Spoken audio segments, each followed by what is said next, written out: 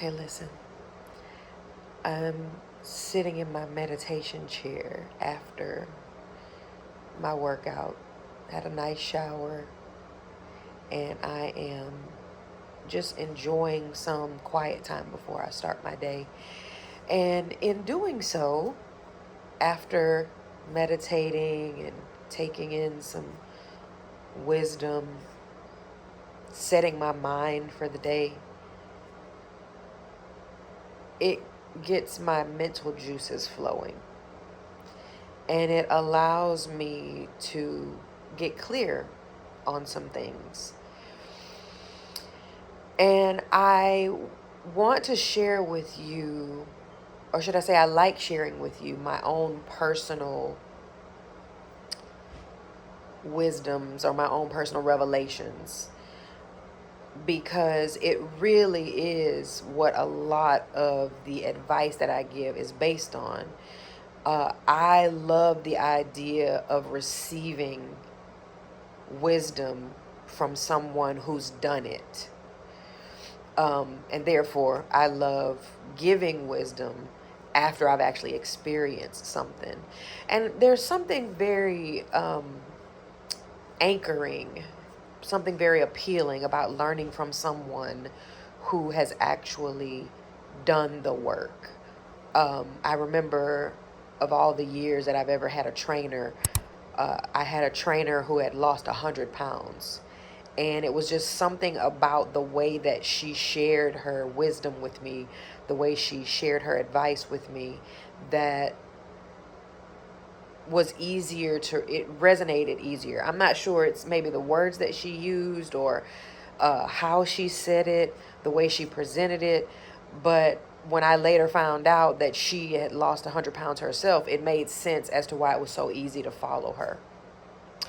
And so I feel like that's what a lot of you are drawn to when you come here and you listen to some of the things that I have to say. And one of the revelations, recent revelations, is for myself, is that I was allowing past childhood experiences to write my story or to be a part of my story too much. It's one thing to tell a story in hopes that it will help someone, but it's something else to allow it to become a part of your identity. And that is what I was allowing to happen with me. I was allowing my past traumas, if you will, to become a part of my identity. Not outwardly, as in, I wouldn't really spend a lot of time talking in that manner because I didn't really know that that was going on inside of me. I didn't really understand that that was happening, because a lot of how I move and how I present myself and how I talk is rooted in my higher self, myself that has a higher heightened understanding, myself that is attuned to what's going on in a way that's not chaotic.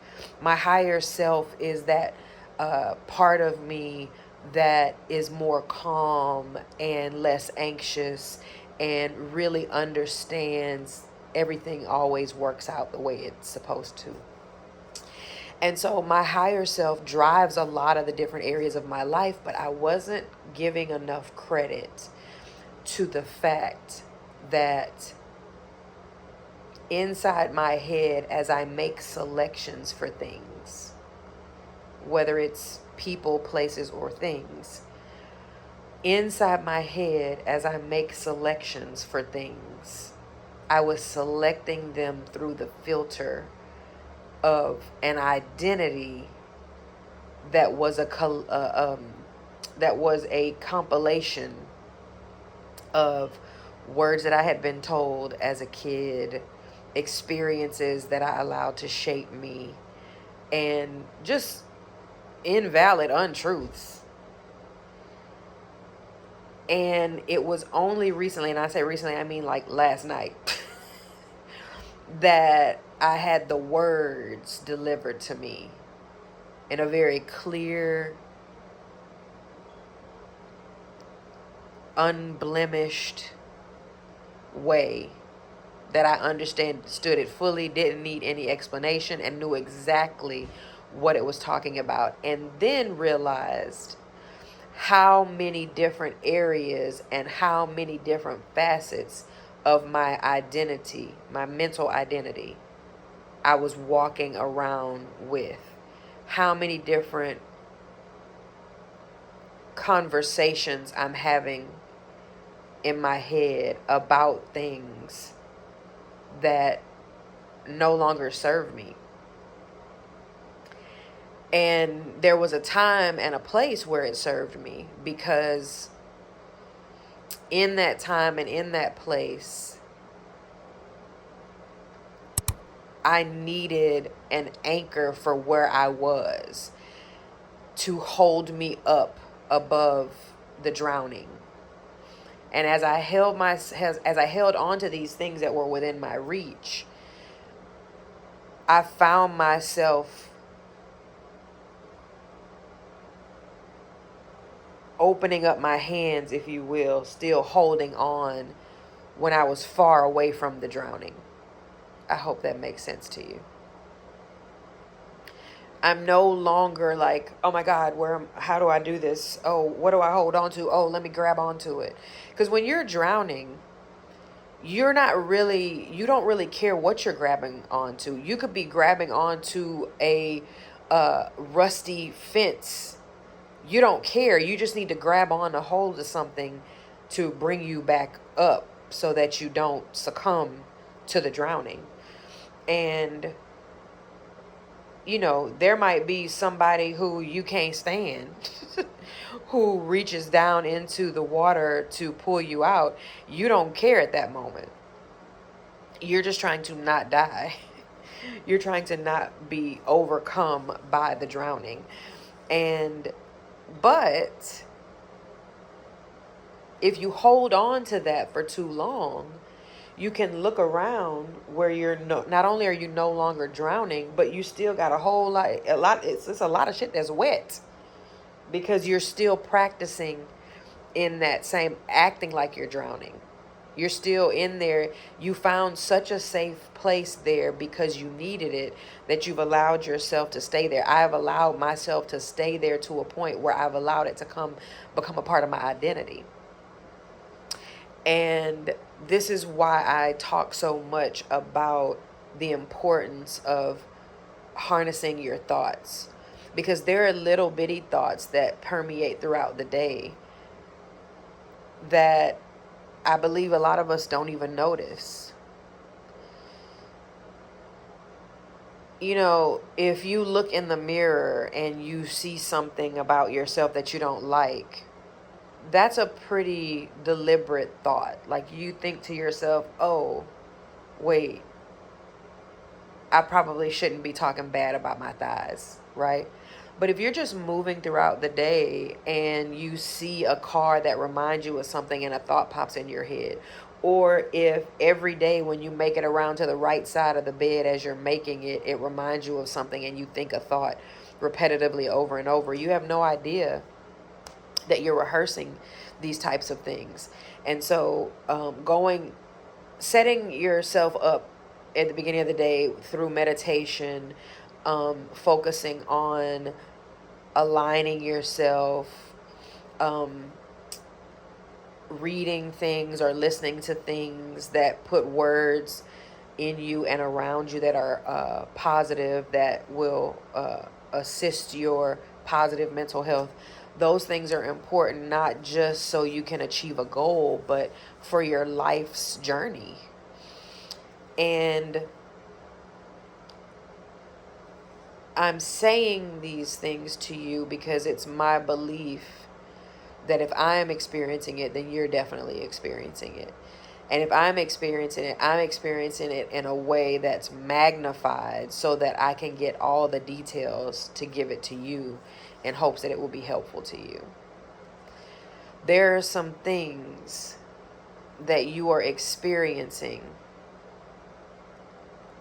inside of you because you're still holding on to the time you got your hand smacked for saying something that was, you were told you were being mean. And it really was because it was a grown-up thing coming from a little kid's mouth. And you are now 36 and you're still not honest with people fully about how you feel about the way that they're treating you, because you developed an understanding at 6 that being honest when somebody hurts me is not good and it's frowned upon and you're the problem. And so you now have developed a habit of not speaking up for yourself. Just an example. You are in a friendship or a job, or maybe there's a store you shop at, and you've had interactions there that are very clear that those people don't value you. But because of something you were told when you were 6, 10, 13, because of something you were told then, you stick around because you think maybe I'm the problem. You know what, maybe I'm tripping, maybe I'm being mean. Not realizing that the reason you think that is because there was a time before where people were mistreating you, or being around those people, being around those places, or having those things didn't feel like you were being taken care of. They felt like you were being devalued, even though you might not have had those words back then. And when you decided you didn't want to participate, you were told that you were being selfish, or that you were doing too much, or that that's mean. And so without realizing it, you've developed some sort of understanding that anytime you do that, just as a habit, you don't even realize that you're doing it. Just as a habit, when you're being devalued, your brain, your mind automatically goes to, oh, I'm being bad. Even if those aren't the actual words, you just have this feeling of guilt that you've somehow doing something wrong by even noticing, just simply noticing that a person or place or thing is devaluing you. You feel like, ooh, I shouldn't be thinking that way. And what that also does is that devalues your intuition, and it devalues your self-love, and it devalues your voice. And I want to tell you that the more you practice, the better you'll get. And sometimes the conversations that are going on in your head are somebody else's words. Sometimes they're conversations that you're having because you're not certain about something that you did, and maybe you feel a little guilty for standing up for yourself. I'm here to tell you that that's worth exploring, and it's highly, highly possible that the only reason you're feeling guilty is because you were taught many, many, many, many moments ago, many moons ago, you were taught that standing up for yourself was a bad thing.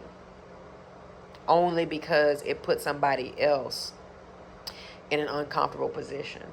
Or because maybe you were taught that by people who were afraid that a child responding in that way would be frowned upon and would be treated in a negative way as they progressed in society. And so, as a safety precaution, someone who was in your community of influences said to you, "Oh, don't talk like that. That's mean," because they were misinformed. So, as you progress through your journey, I want you to start being more mindful of what's coming in your mind. When you feel uneasy about a conversation you're having with yourself, thoughts that are swirling through your head, I want you to pause and I want you to ask yourself, are those my thoughts? Is that a conversation that is serving me? And you'll hear yourself say, you'll feel an affirming or a negative. And you'll know the more you check in with yourself, you'll begin to trust yourself. And you'll understand. Because oftentimes you'll ask yourself a question like that and you will get this feeling like, oh, I need to apologize. And then continue with that. Continue to research that. Continue to sit in that and ask yourself, is this for me? Is this something that is serving me? Is this something that is of my highest good? Or is it just the guilt from me standing up for myself? And you'll figure it out. I promise. I hope this was helpful.